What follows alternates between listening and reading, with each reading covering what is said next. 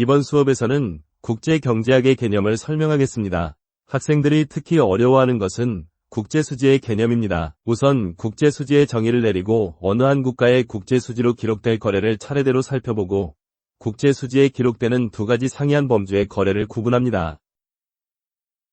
국제수지의 정의부터 시작합시다. 한 나라의 국제수지는 그 나라 국민과 전 세계 타국 국민 사이 오고 간 모든 거래를 요약한 겁니다. 여기에는 재화와 서비스 구매, 소득 이전 및 증여와 같은 기타 이전, 현물 및 금융자산 구매를 포괄합니다.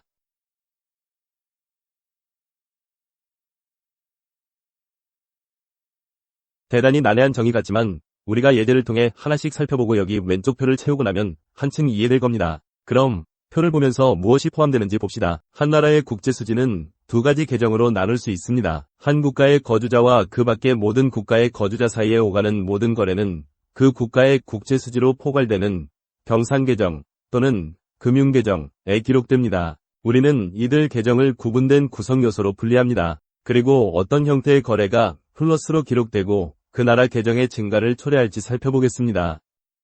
그리고 어떤 유형의 거래가 마이너스로 기록되고 그 나라 계정의 감소를 초래할지 살펴봅니다. 경상계정부터 시작합니다. 때때로 그 나라의 경상계정 수지를 일컬어 무역수지라고도 합니다. 아마 무역수지가 더 일반적인 표현일 수 있습니다. 그러나 단순히 재화와 서비스 무역이라고 하기엔 조금 복잡한 측면이 있습니다. 어쨌든 재화와 서비스의 수출 및 수입은 그 나라 경상계정으로 기록됩니다. 그것이 플러스로 기록된다고 하면 재화 및 서비스 수출은 그 나라 경상계정 수지에 플러스로 기록되고 있다고 볼 수 있습니다. 왜 수출은 플러스로 간주하나요? 왜냐하면 한 나라가 재화나 서비스를 다른 나라로 수출할 때 화폐가 그 나라로 유입되기 때문입니다. 따라서 수출은 그 나라 국제수지의 하위 계정인 소위 경상계정에 플러스로 기록됩니다. 그러나 재화와 서비스 구매만이 해당 국가의 경상계정에 포함되는 유일한 구성 요소는 아닙니다. 소득 이전도 포함됩니다. 다른 형태의 소득 이전으로는 무엇이 있나요? 여기에는 국제송금이 포함됩니다. 어느 한 국가의 노동자가 해외에서 일하면서 임금의 일부를 본국으로 돈을 보내는 겁니다. 제가 바로 그런 사례입니다. 스위스에서 근무하는 미국인이니까요. 스위스에서 벌어들인 임금의 일부는 미국 본토 은행으로 송금됩니다. 미국 본토로 보낸 해당 소득은 미국의 경상계정에 플러스로 기록됩니다. 따라서 우리는 외국에서 일하는 모국 국민의 송금이 모국의 경상계정 수지에 플러스로 기록된다고 말할 수 있습니다.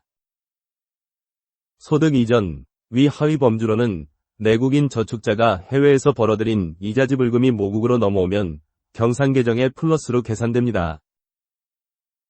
마지막으로 해외에 있는 자국 기업의 이윤이 본국으로 이전될 때 경상계정 수지에 플러스로 기록됩니다.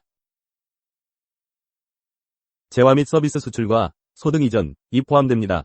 여기서 소득은 임금, 이자, 이윤을 모두 포괄합니다. 마지막으로 소위 경상 이전이 포함됩니다. 이것은 외국 주체가 국내 주체에게 보내는 증여입니다. 그래서 만약 외국 정부가 현지 정부에 무상 원조를 지급한다면 그것은 경상계정에 플러스로 기록됩니다. 만약 타국의 가족 또는 가게가 국내 가게에 금융증여를 한다면 해당 거래도 경상계정에 기록됩니다. 이러한 경상이전은 그 나라의 경상계정 수지 안팎으로 유입 및 유출되는 전체 자금 중에 상대적으로 작은 비중을 차지합니다. 왜냐하면 소득 이전도 마찬가지지만 재화 및 서비스 수출의 규모가 확실히 경상이전보다 현저하게 크기 때문입니다. 자, 경상계정에서 마이너스로 기록되는 것은 무엇인가요? 자명하게 플러스로 기록된 것들과 반대되는 것들입니다.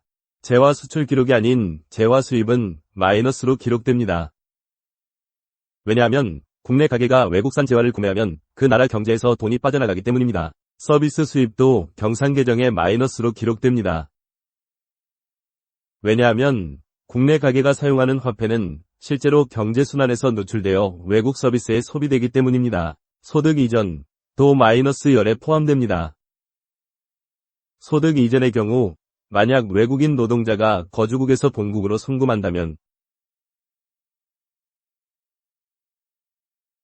이것은 거주국의 경상계정 수지에서 마이너스로 간주할 것입니다. 또한 만약 외국 기업의 이윤이 외국으로 송금된다면 이것도 경상계정의 마이너스가 됩니다. 마지막으로 외국인 저축자들이 거주국 은행에서 추가로 벌어들인 이자는 외국으로 송금되기에 경상계정 수지에서 마이너스로 기록됩니다. 마지막으로 경상 이전은 국내 정부 또는 가게가 외국인에게 보내는 증여를 말합니다.